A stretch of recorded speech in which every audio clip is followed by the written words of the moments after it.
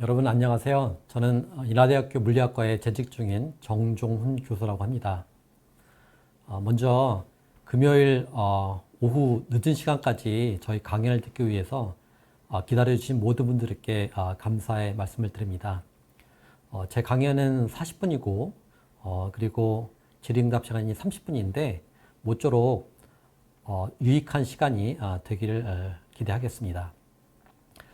네, 저희 강연은 여기 제목에 쓰여 있는 것처럼 화성에서 역학적 진동 에너지 수학이라는 물음표가 붙어 있는 이런 질문이 되겠습니다.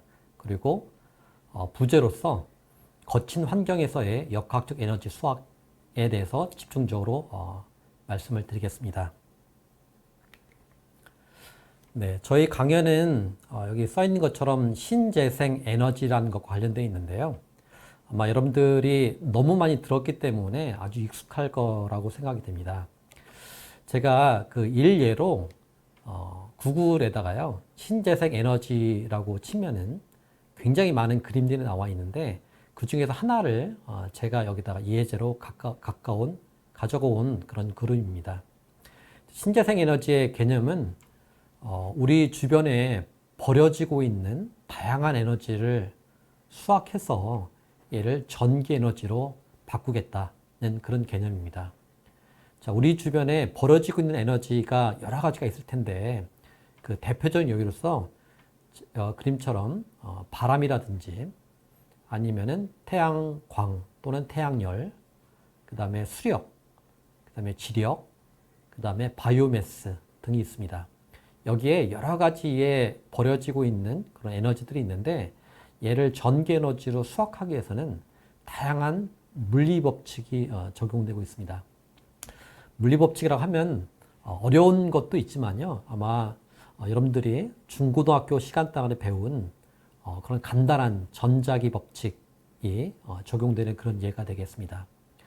자, 제가 말씀드릴 것은 제가 관심 있는 것은 역학적 에너지에 관심이 있는데 여기 윈드라든지 아니면 하이드로 이런 것들은 굉장히 큰 스케일의 역학적 진동인데요. 제가 관심 있는 것은 아주 작은 스케일의 예를 들어서 사람의 움직임이라든지 그런 작은 스케일의 역학적 진동을 전기 에너지로 바꾸는데 관심이 있습니다. 자, 이를 바꾸기 위해서는요. 아까 말씀드린 것처럼 다양한 물리 법칙이 적용된다고 말씀드렸는데 그런 효과를 여기 써 있는 것처럼 압전 효과라고 합니다. 말 그대로 압이라고 하는 것은 누른다는 뜻이고요. 전이라고 하는 건 전기라는 뜻인데, 즉 눌러서 전기가 발생되는 그런 효과입니다. 자, 이런 효과들은 아무 물질에서나 나오는 것은 아니고요.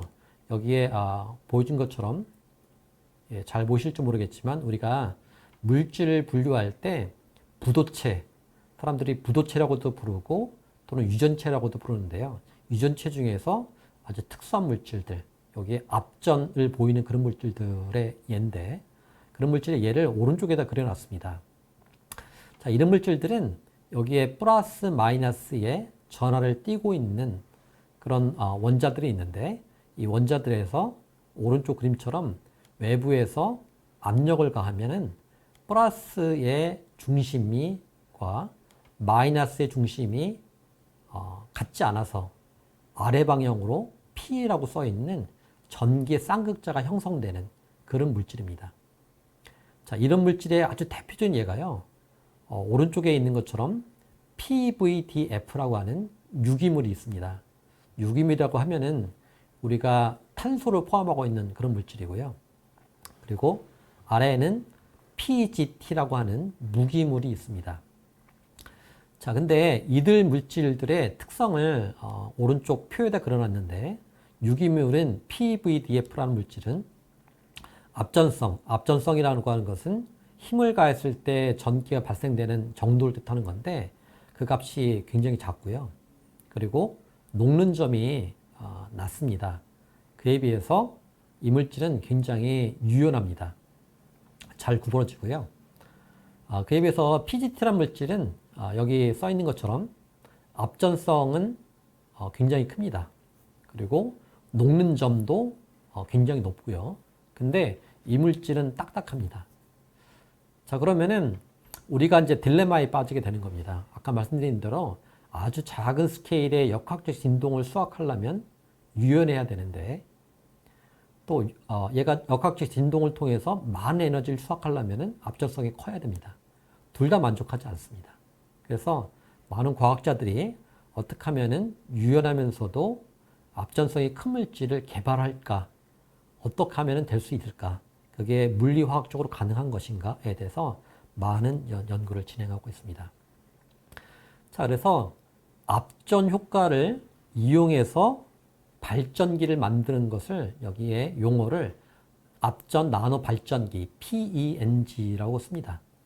밑에 보면은 이런 디바이스라고 그러죠. 이런 디바이스를 만들어서 이 디바이스는 말씀드린 것처럼 작은 스케일의 역학적 진동, 예를 들어서 우리가 숨을 쉴 때 허파가 움직이는 거라든지 아니면은 피가 흘러서 생기는 압력 또는 바람 요런 에너지를 수확해서 오른쪽에 있는 것처럼 우리 몸에 삽입이 가능한 디바이스들 또는 무선으로 작동하는 센서들을 구동하는 데 관심이 많이 있습니다. 자,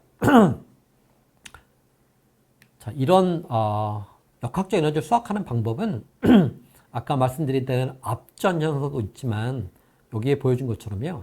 마찰 나노 발전기라는 것도 있습니다. 자, 마찰 나노 발전기는 아까는 압전은 말씀드린 대로 시료를 눌렀을 때 생기는 거지만 마찰은 우리가 잘 아는 것처럼 두 물질을 비비거나 부딪혔을 때 한쪽은 플러스 다른 한쪽은 마이너스로 대전되는 현상을 우리가 마찰이라고 하죠. 그 현상을 이용해서 역학적 에너지를 수확할 수 있는 그런 기술인데요. 이 기술을 이용하면은 여기 가운데 그림이 잘 보실지 모르겠지만 훨씬 더 큰, 압전보다 훨씬 더 큰 에너지를 얻을 수 있다는 게 최근에 발견돼서 압전보다 사람들이 요즘은 마찰 나노 발전기를 더 많이 연구를 하고 있고요.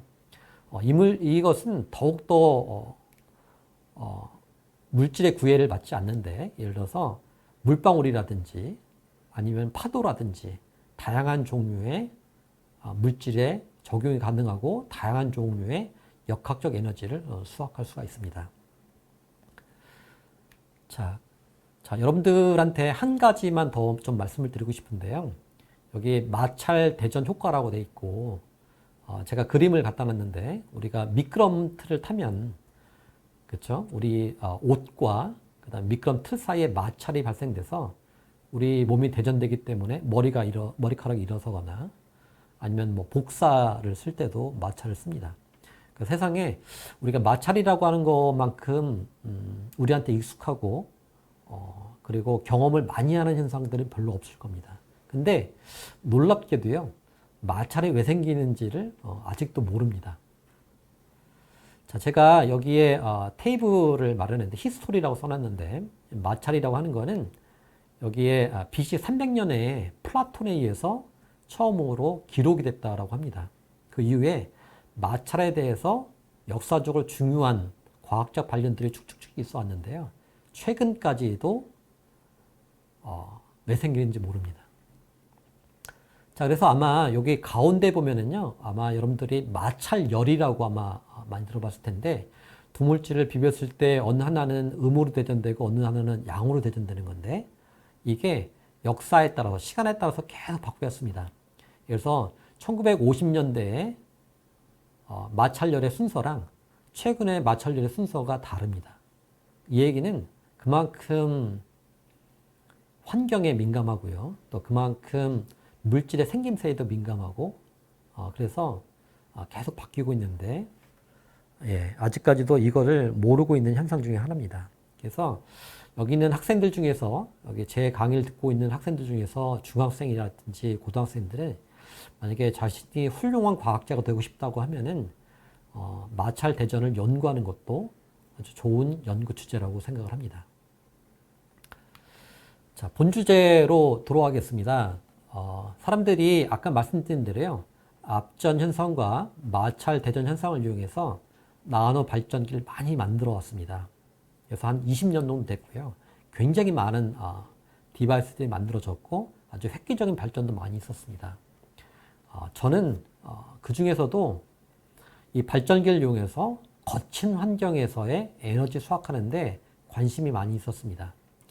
자, 우리가 거친 환경이라고 하면은 생각할 수 있는 게 이런 것들이 있을 겁니다. 여기 있는 것처럼 자외선이 아주 강하게 내리쬐는 상황, 또는 비가 굉장히 많이 와서 폭우가 내리는 상황, 또는 온도가 아주 뜨겁거나 아니면 아주 차가운 상황, 그리고 이런 것들이 복합적으로 나타나는 바다라는 거친 환경, 또는 우주에서 과연 역학적 에너지를 어떻게 수확을 할 수가 있을까에 제가 관심이 있었습니다.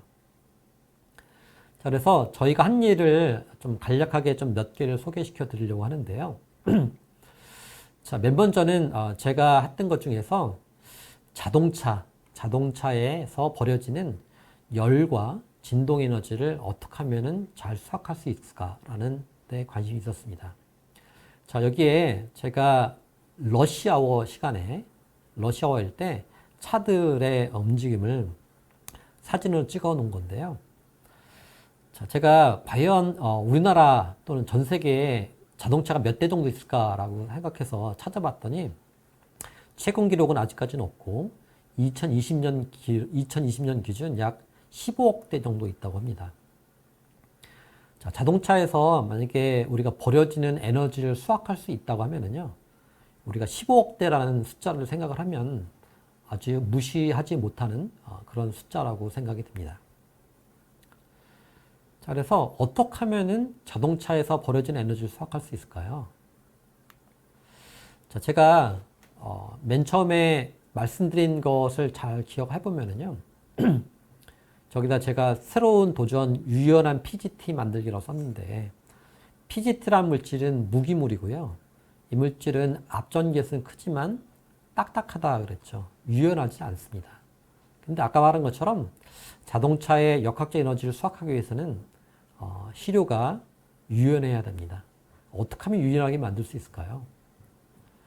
예, 저는 여기 사진에 있는 것처럼 아주 금속 막인데요. 니켈과 크롬이라고 하는 두 개의 금속이 합쳐져 있는 그런 금속인데, 이 금속이 아주 특별한 성질이 있습니다. 이 금속은 녹는 점이 1000도씨 이상이에요. 이 1000도씨 이상이라고 하는 게 되게 중요한 건데, 왜 중요하냐면은 아까 말씀드린 대로 무기물에서 앞전개수가 크려면은 높은 온도에서 시료를 만들어야지만이 크게 됩니다. 그래서 1000도씨까지 유지가 돼야 되고요. 두 번째는 화학적으로 굉장히 안정되어 있고요. 그러니까 우리가 염기라든지 산을 쓰더라도 굉장히 안정되어 있고, 그리고 1000도씨까지 올리고 내려도 사진처럼 유연합니다. 그래서 저희는 그런 기판에다가 아주 간단한 방법, 아마 여러분들이 텔레비전에서 많이 봤을 텐데, 우리는 어떤 기판이 있고 거기다 용액을 떨어뜨리고 삥 돌려서 펴지게 하는 만드는 방법인데, 그 방법을 통해서 저희들이 시료를 합성을 했습니다. 그래서 그 결과를 보면은요, 여기 무수히 많은 데이터들이 나와 있는데 어려운 것들은 다 빼고 아주 쉽게 설명을 드리자면은 왼쪽 위에 있는 그림처럼 우리가 손가락으로 구부려도 아주 잘 구부러집니다. 그리고 여기 파란색으로 칠한 거기를 보시면은, 네, 여기에 앞전개수라고 했는데, 앞전개수 D33라고 하는 앞전개수가 역학적 에너지 수확하는데 저 개수가 커야 된다 그랬죠. 그래서 이게 140 정도로 굉장히 큰 값입니다. 그리고 열 에너지를 수확하는데 또 중요한 개수가 있는데, 그게 초전 개수라고 하는 건데요. 그 값도 50 정도로 굉장히 큰 값을 보이기 있는 그런 시료를 저희들이 합성하는데 성공을 했습니다. 자, 아까 말씀드린 대로요. 자, 그러면은 이 시료를 이용해서 저희들이 아까 말씀드린 대로 역학적 에너지와 그 다음에 열 에너지를 수확한다고 그랬는데, 가장 먼저 해본 게 손가락이었습니다.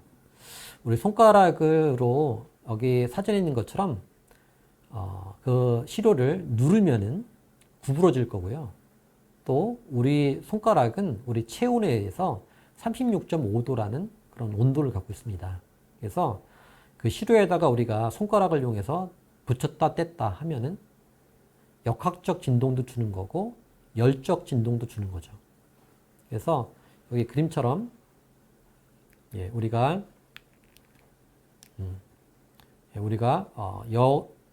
역학적 진동을 줬을 때 전기가 발생된다는 걸 확인했고요. 그리고 손가락을 갖다 대면은 갖다 대는 순간 온도가 한 5도 정도 올라갑니다.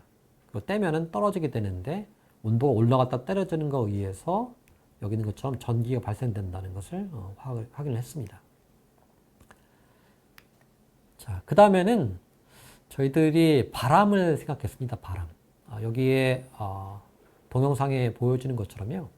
우리가 여기에 바람을 내는 이런 관이 있고 여기다 바람을 비쳤습니다. 바람을 쬐습니다. 근데 우리가 한여름에 뜨거운 바람 또는 한겨울에 차가운 바람을 넣었을 때 넣을 때마다 여기 픽이 생기는데 이게 전류가 발생된다는 그런 뜻입니다. 그래서 저희들이 다양한 바람을 불어봤더니 여기서 어려운 것들은 다 빼고 밑에 있는 두 개만 보시면 되는데요.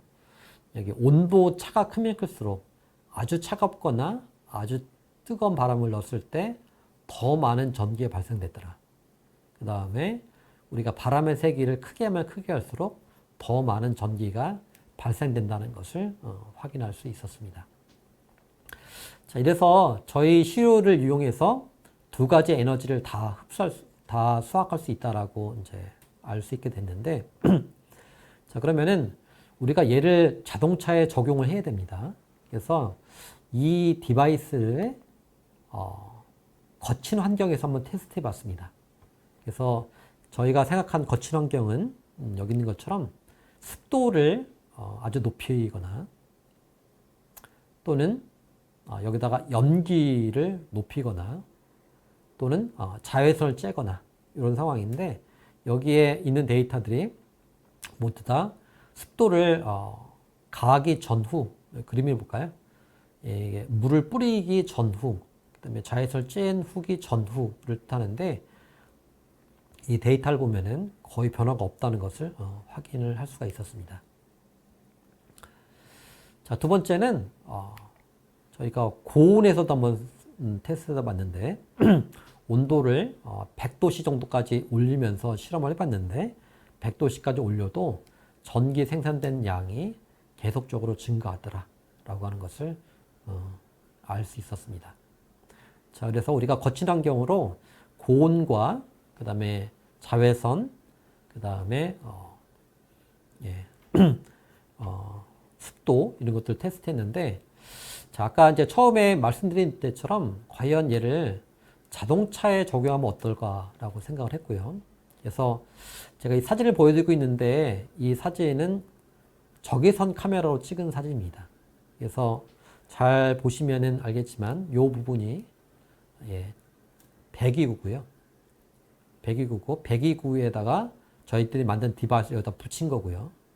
그럼 엔진이 돌면은 이게 떨리는 겁니다.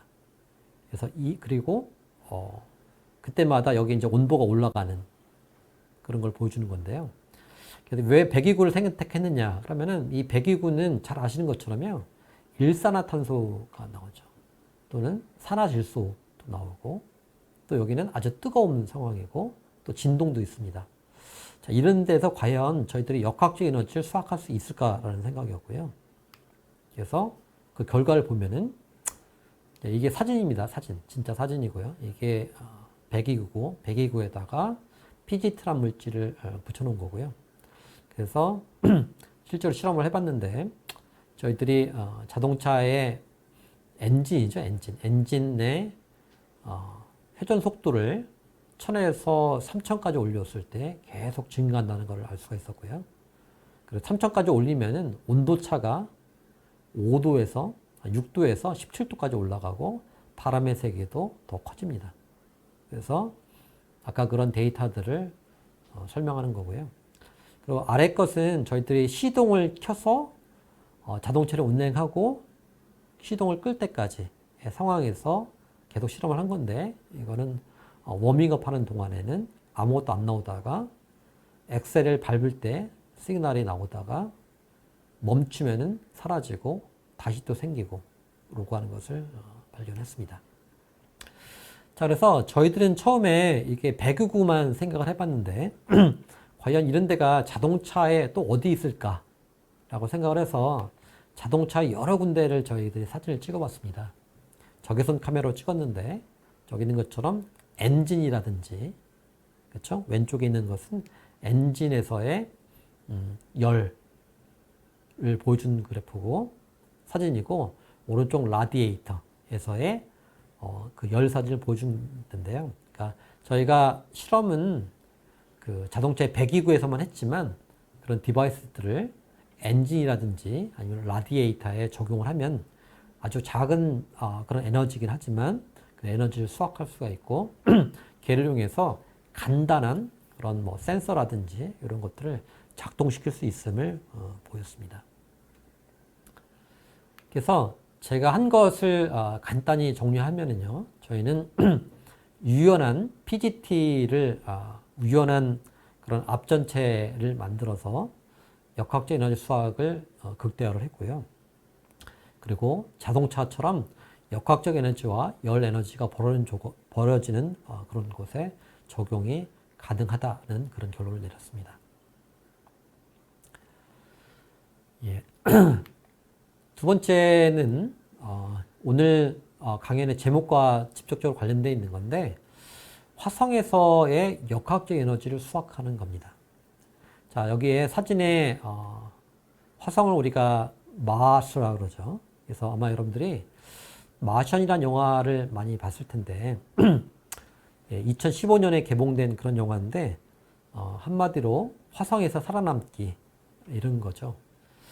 자, 그래서 여기에 화성이라는 데가 이제는 아주 먼 인간의 손이 닿을 수 없는 그런 공간이었지만 영화에서도 나오고 또 최근 들어서 사람들이, 지구에 있는 사람들이 화성에 대해서 관심이 굉장히 많죠.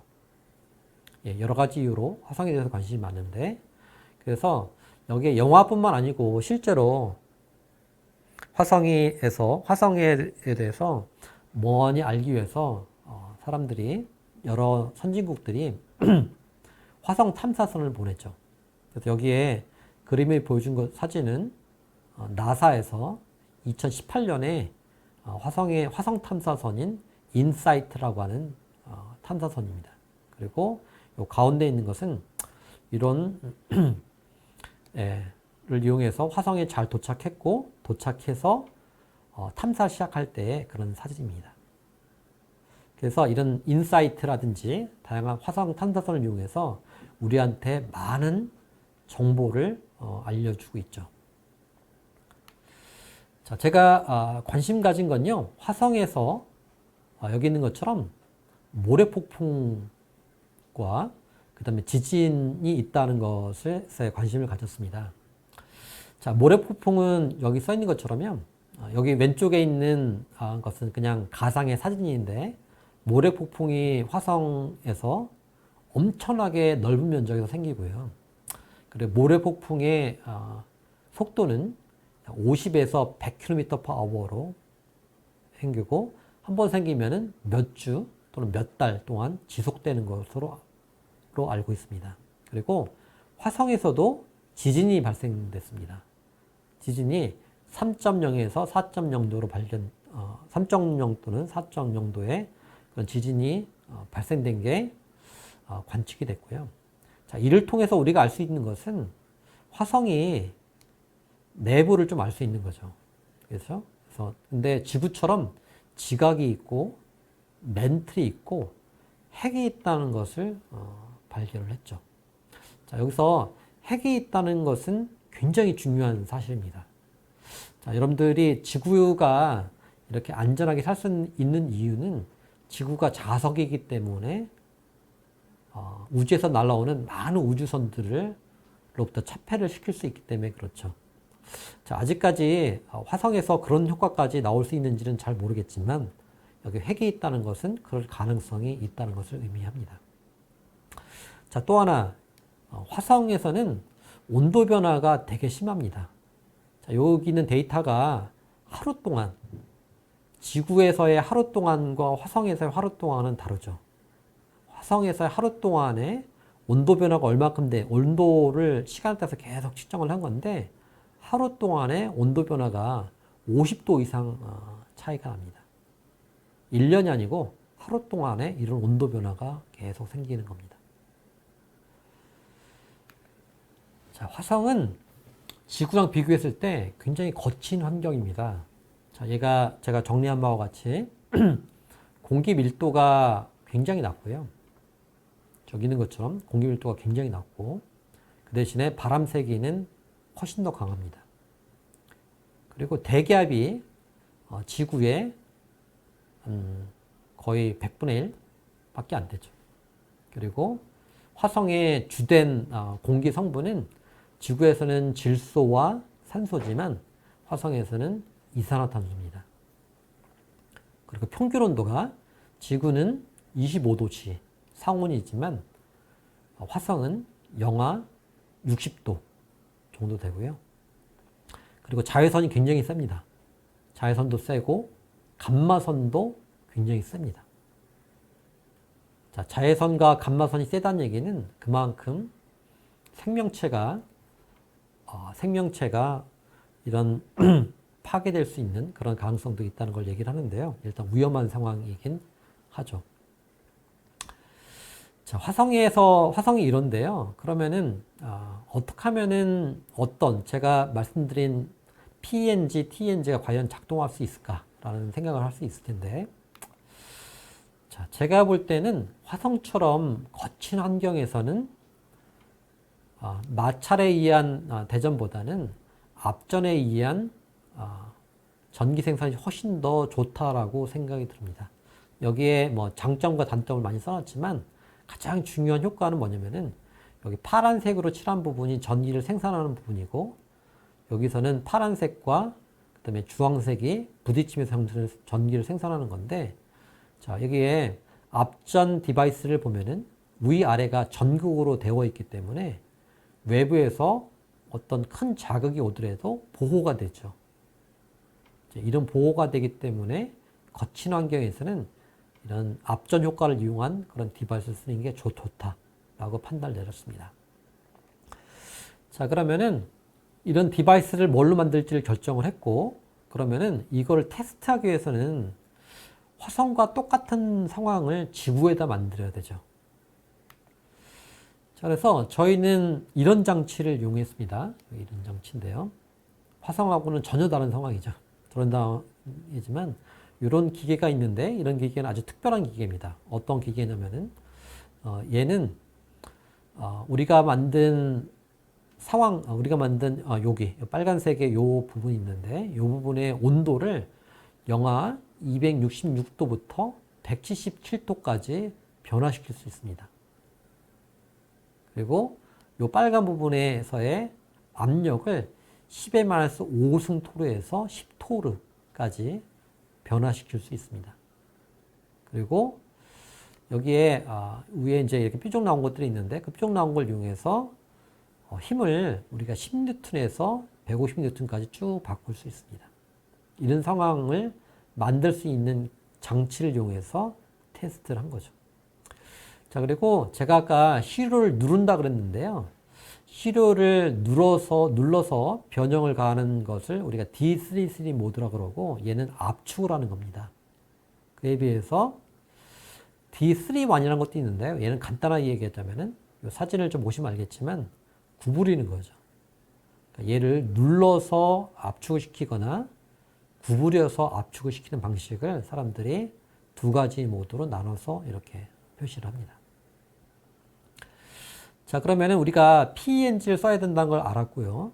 그 다음에 지구 실험실에서 화성과 비슷한 상황을 만들 수 있는 장치가 있다는 걸 알았습니다.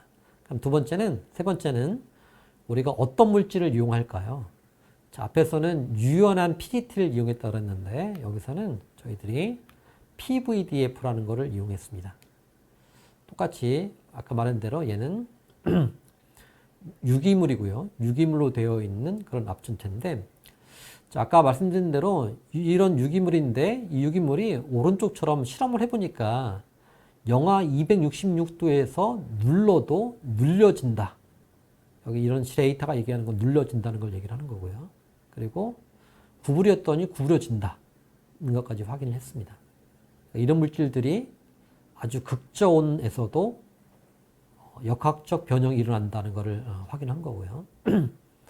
자, 근데 여기다가 저희들이 아까 전기 쌍극자가 있다고 그랬는데 전기 쌍극자를 위, 아래, 위, 아래, 위, 아래 이렇게 엇갈려서 배치하고요. 그 다음에 요 사이사이에다가 여기에 실버, 즉 은인데 은패 은을 여기다 이렇게 도중도중에 이렇게 삽입을 했습니다. 이렇게 해서 디바이스를 만들었습니다. 자, 이렇게 디바이스를 만든 이유는 여기 저희들이 이제 비교를 해보니까 시그널, 전기 생산이 가장 크기 때문에 그렇습니다. 여기에 여기 세 개의 대조군이 있는데 요거는 전기 쌍극자를 엇갈려서 한 경우랑 얘는 똑같은 방향으로 한 경우, 그 다음에 여기는 전기 쌍극자를 이렇게 엇갈린 경우, 그리고 여기는 여기다가 은 전극을 엇갈려서 삽입한 경우, 여기도 삽입한 경우, 여기 삽입하지 않은 경우, 이런 상황을 생각을 해봤는데 가장 좋은 거는 엇갈려서 쌍극자가 엇갈린 것을 사용해야 되고 그 주변에 이런 전극을 삽입하는 구조가 가장 큰 시그널을 보인다는 것을 알았습니다. 그래서 이렇게 디바이스를 만든 거죠. 자, 근데 그래서 그러면은 과연 얘가 극저온에서 상황이 온도를 내리면은 얘가 과연 잘 작동을 할까를 테스트해 봤는데 예. 그리고 또 하나 저희들이 아까 그렇게 앞뒤로 쌓은 것 말고도요. 또 저희들이 컴퓨터를 이용해서 시뮬레이션을 해보니까 층의 개수가 많아지면 많아질수록 더욱더 많은 시그널을 보인다는 것을 알았습니다. 즉 레이어 개수가 늘어나면 늘어날수록 전류나 전압이 둘 다 더 커진다는 것을 알았죠. 자, 이렇게 디바이스를 다 만들고 나서 과연 온도에 따라서는 어떻게 바뀔까를 봤습니다. 왜냐면은 저희들이 아까 테스트한 것들은 다 상온에서 테스트한 거였는데 화성이라든지 아니면 더 온도가 낮은 상황에서는 어떻게 될까를 실험해 봤습니다. 그랬더니 상온에서는 큰 값을 보이는데요. 온도를 내리면 이 값이 급격하게 감소합니다. 그래서 영하 한 70도만 되면은 거의 없죠. 자, 저희 목표가 여기서 사용하고 싶었는데요. 여기서 사용하고 싶었는데 이 물질은 이 시그널이 굉장히 작다는 것을 알았습니다. 자, 그래서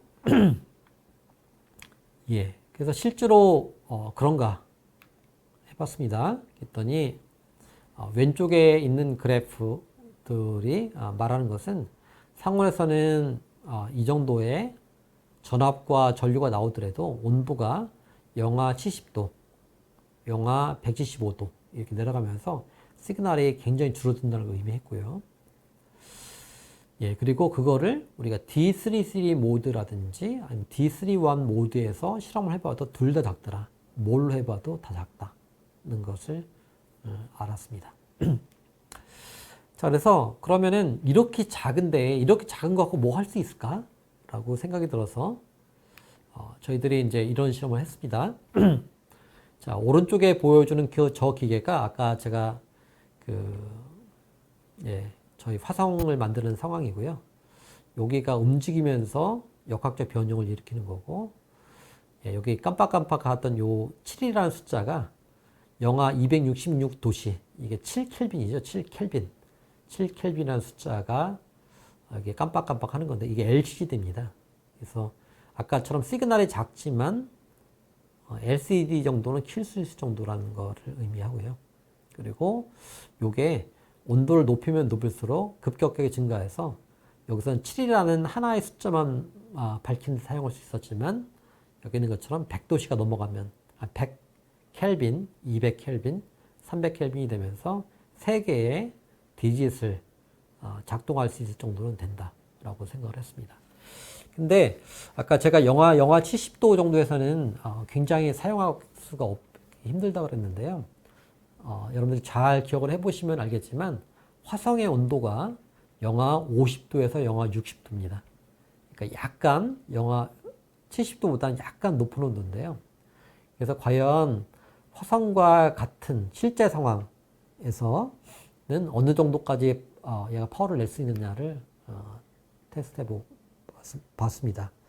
자, 근데 그 전에 아까 말씀드린 대로 화성에서는 자외선도 세고 온도도 변하고 압력도 변한다 그랬지 않습니까? 그래서 그런 상황에서 해보니까 자외선을 세게 하거나 아니면 온도와 압력을 계속적으로 바꾸거나 아니면은 영하 266도씨 그다음에 10의 마이너스 5승 토로에서 우리가 몇만 번을 구부렸다 폈다 해도 그 시그널이 일정하게 유지가 된다는 것을 확인했습니다. 자, 그래서 화성과 같은 상황을 진짜 만든 겁니다. 요 밑에 있는 아래에 있는 요 사진을 보시면요. 여기에 드라이 아이스를 썼습니다. 드라이 아이스. 드라이 아이스를 쓰면은 우리가 얘가 영하 50도까지 내릴 수가 있고요. 그리고 드라이 아이스가 기화되면서 CO2가 발생되죠. 그리고 UV를 쬐는 상황이고요.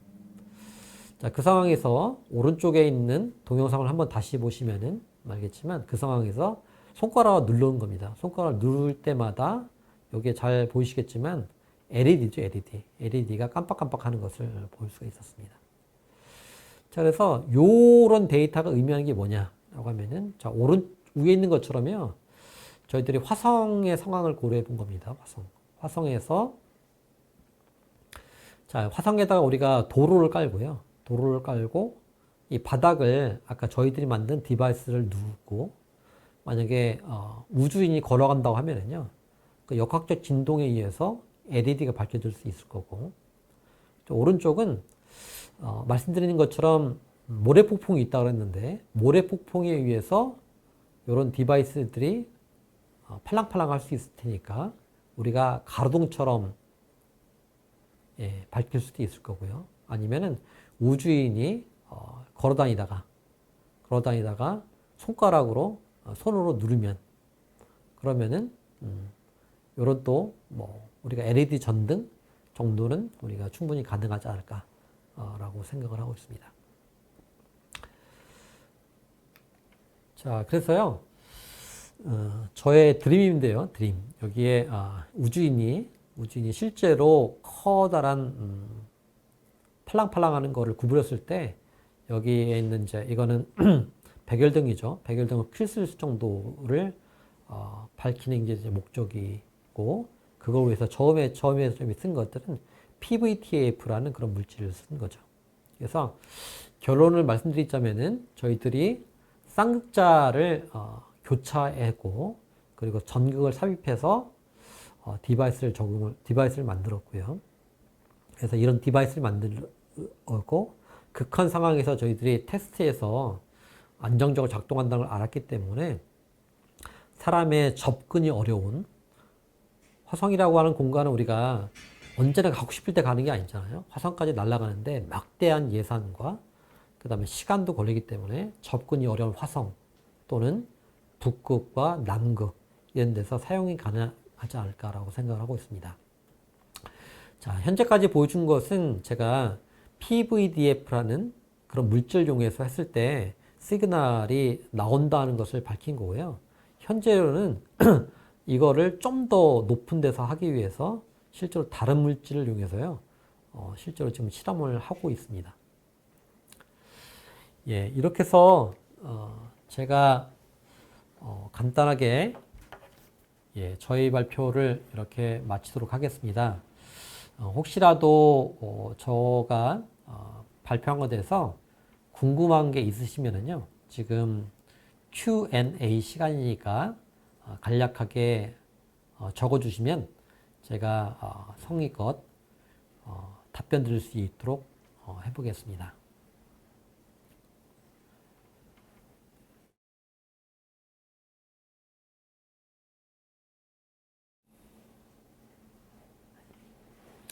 네, 지금 질문이 올라왔는데 제목이 질문이 온도차에 따른 수축 팽창으로 인한 화성에서 나타나는 진동은 없는지요? 라고 물었는데 아마 제가 이해한 바로는 온도차에 의한 수축 팽창이라고 하는 게 그런 질문이었던 것 같아요. 화성에서는 하루 동안에 온도차가 50도 이상 나기 때문에 그것에 의해서 역학적 진동을 얘기하는 것 같은데요. 자, 여기서 온도차에 의해서 생기는 화성에서 생기는 거가 바로 모래 폭풍입니다.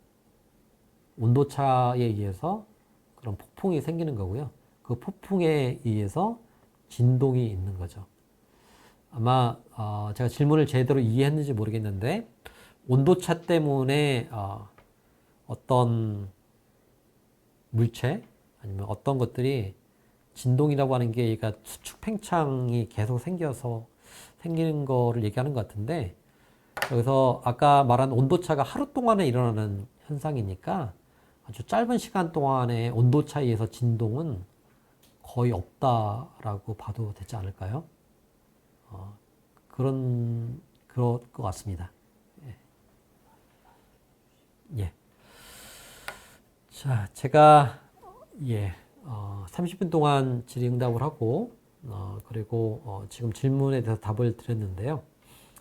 혹시나 좀 유익한 시간이 되셨는지 잘 모르겠습니다. 그래서 우리가 이제는 우리나라도 조만간 달에 유인화 목선을 띄운다 그러고요. 그리고 기후 변화로 이용해서 사람들이 화성에 대해서도 관심을 많이 갖는 것 같아요. 그래서 화성이 이제는 멀리 있는 거는 아닌 것 같아요. 그리고 그럼 화성에서 가장 살아남는데 마션이 진짜로 구현되기 위해서는 가장 중요한 거가 에너지라고 생각이 됩니다.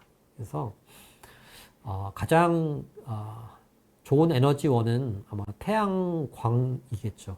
하지만 태양광 외에도 다르게 태양광이 만드는 수는 없으니까요. 태양광 이외에 다른 역학적 에너지를 수확해서도 우리가 에너지 공급할 수 있다고 하면은 우리가 진정한 마션을 실현하는데 조금이라도 도움이 될 거라고 생각이 들고요.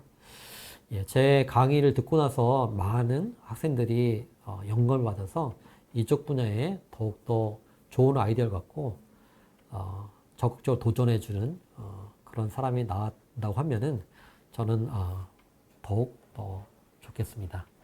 예, 오늘 강의를 들어주셔서 너무 감사드립니다. 예, 감사합니다.